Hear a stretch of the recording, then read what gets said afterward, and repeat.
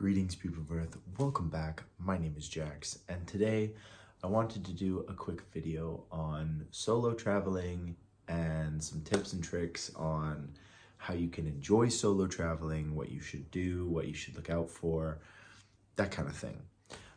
So first of all, I've been solo traveling the south of France for a month and a half now. I primarily stay with family friends in the area, which is very helpful, but there are so many tools that allow you to stay in places for pretty cheap.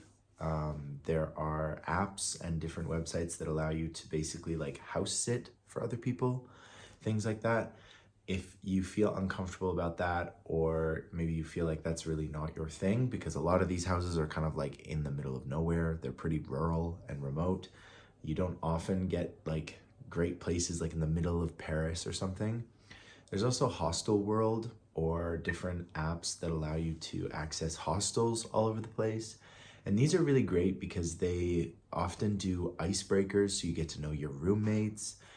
You get to just be very chatty with them. People going to hostels are generally pretty outgoing and travel savvy people. So at the very least, you'll get amazing recommendations and suggestions on where to go in the hostel. Like if you're in Barcelona or something, a bunch of the people will have already been in Barcelona for a few days and they'll say, oh my God, you have to do this. You have to go to Gaudi's house. You have to go to Sagrada Familia. You got to do this, that, whatever it is. So that's really great. And I cannot recommend those kinds of things enough. You might have to get used to being in a hostel if you've never had that experience of sharing a room with like 6 or 8 people. But typically there's a curtain over your bed. You've got a locker that you can lock up if you bring a lock. And it's super, super easy. It's definitely the vibe.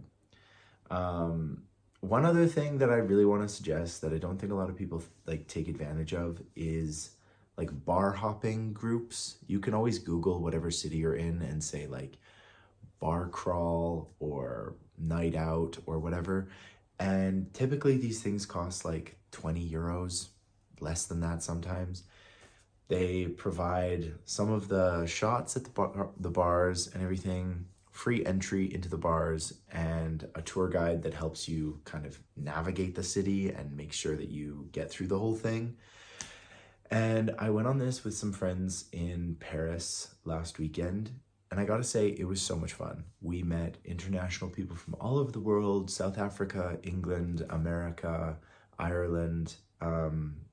We met people from Thailand. Like, it was so cool. It was so neat to talk to everybody.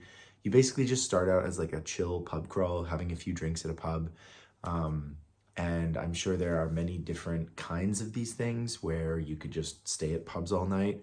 But the one we went to ended with like a nightclub, and it was great because by the end of all of the different pubs we went to this nightclub and we all knew each other really well at that point, and we had a blast. It was so much fun. It was so great. I love that. Some final little tips and tricks for a quick travel session wherever you might want to go in the world. Certain things that you want to do, you'll have to book in advance. So if you want to go to Notre Dame right now in Paris, the waiting times are insane, and you have to kind of check every hour to see if you can get into Notre Dame.